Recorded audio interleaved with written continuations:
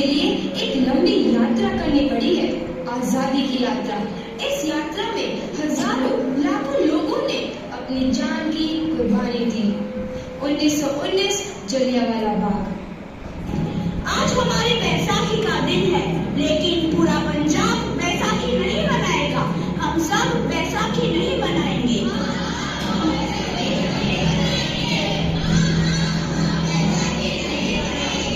जब तक हम अंग्रेजों को भारत से बाहर नहीं निकाल देते, पूरा पंजाब बैसाखी नहीं मनाएगा। अच्छा, तो तुम सब हमारा विरोध करता है, भाग जाओ यहाँ से। इसका अंजाम बहुत ही बुरा होगा। हम नहीं जाएंगे, तुम लोग जाओगे। हमें नहीं, तुमको भारत से भागना होगा। Soldiers fire!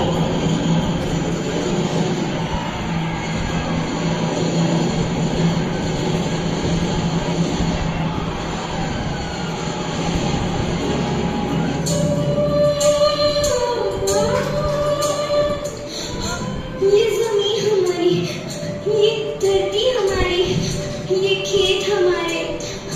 अभी थोड़ी देर पहले हमारी ये फसलें लहरा रही थी, पर इन अंग्रेजों ने हमारी फसलें बर्बाद कर दी। इन अंग्रेजों ने एक ही झटके में इन सब फसलों को काट दिया। अंग्रेजों, तुम्हारे इस अत्याचार से हम डरेंगे नहीं। इस अत्याचार का बदला लेकर रहेंगे। हम आजादी लेकर रहेंगे। जलियांवाला बाग हर हिंदुस्तानी की आंख नम कर गया। इस कांड में कितने मासूमों की आहुति जल गई, कितनी हैवानियत से इंसानियत कत्ल कर दी गई। जलियांवाला बाग के हत्याकांड ने आजादी की आग में घी देने का काम किया। मासूम औरतों, बच्चों की दर्द भरी चीखें और सिसकियां इनकलाब का गूंज बनकर उभरी। लाला लाजपत राय, भगत सिंह, राजगुरु, सुखदेव सरीखे क्रांतिकारियों ने भारत की इस जमीन से विदेशी दरिंदों को निकाल फेंकने के मंसूबे मजबूत कर लिए। 8 अप्रैल 1929 लाला लाजपत राय के नेतृत्व में साइमन कमीशन के खिलाफ एक भारी जुलूस निकाला गया। Simon commission, Simon commission, Simon commission, Simon commission, Simon commission, Simon commission, Simon commission, Simon commission, Simon commission. बेवकूफ इंडियंस, तुमको हमारी बात समझ में नहीं आती। Stop this. साइमन कमीशन नहीं मानता। आई से स्टॉप दिस। लाला जी, आप आगे बढ़ो, हम आपके साथ हैं। लाला जी, संघर्ष करो, हम आपके साथ हैं। लाला जी, संघर्ष करो, हम आपके साथ हैं।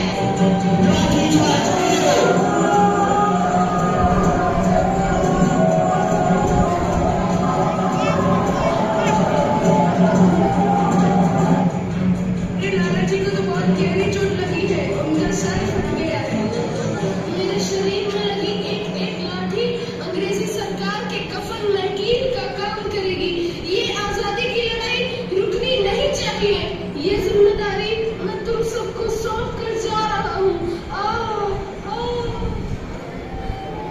लाला लाजपत राय की दर्दनाक मौत के बाद भगत सिंह, सुखदेव, राजगुरु वतन के इन मतवालों के खून में ऐसा उबाल आया जिसका सामना करना अंग्रेजी सरकार के लिए मुश्किल हो गया। अंग्रेजों को करारा जवाब देने के लिए स्कॉट और सैंडर्स को मारने की रूपरेखा रची गई।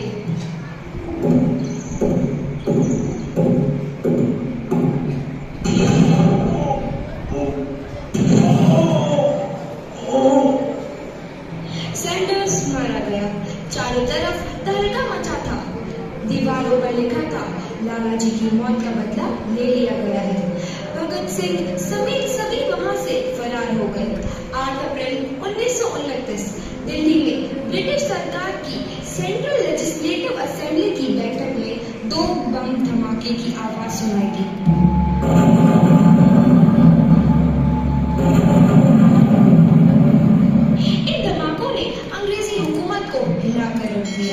इस घटना को अंजाम देने वाले भगत सिंह, राजगुरु और सुखदेव ने अपने आप को अंग्रेजों के हवाले कर दिया। 19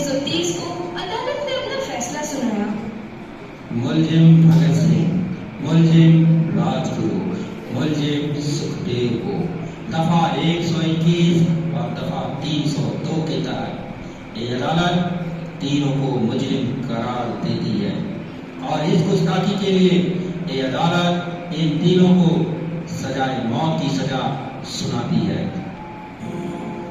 सरफरोशी की तमन्ना अब हमारे दिल में है, देखना है जोर कितना बाजुए कातिल में है।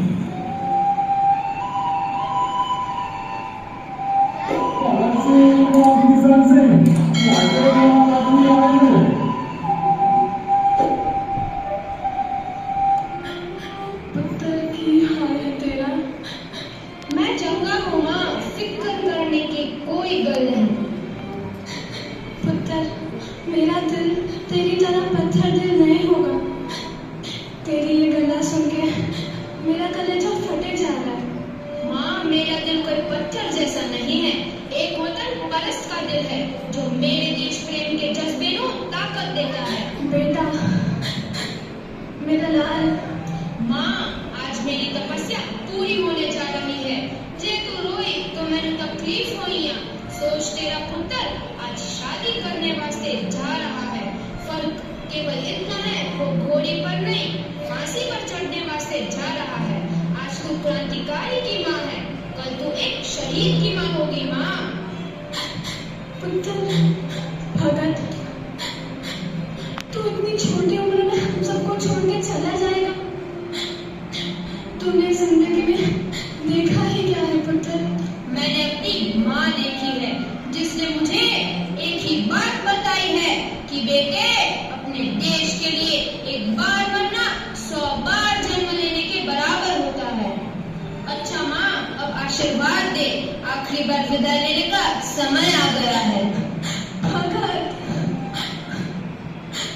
मेरे लाल।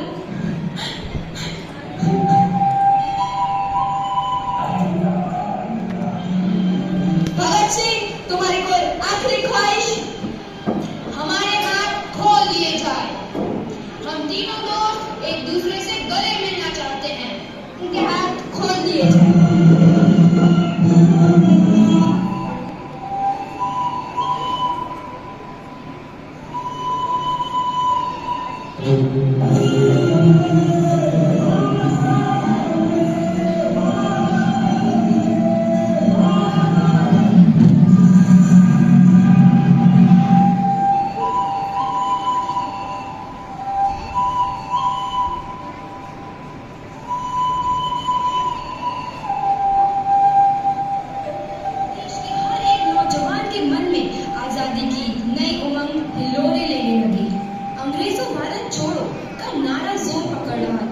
सबने एक आजाद भारत का सपना देखना आरंभ कर दिया था।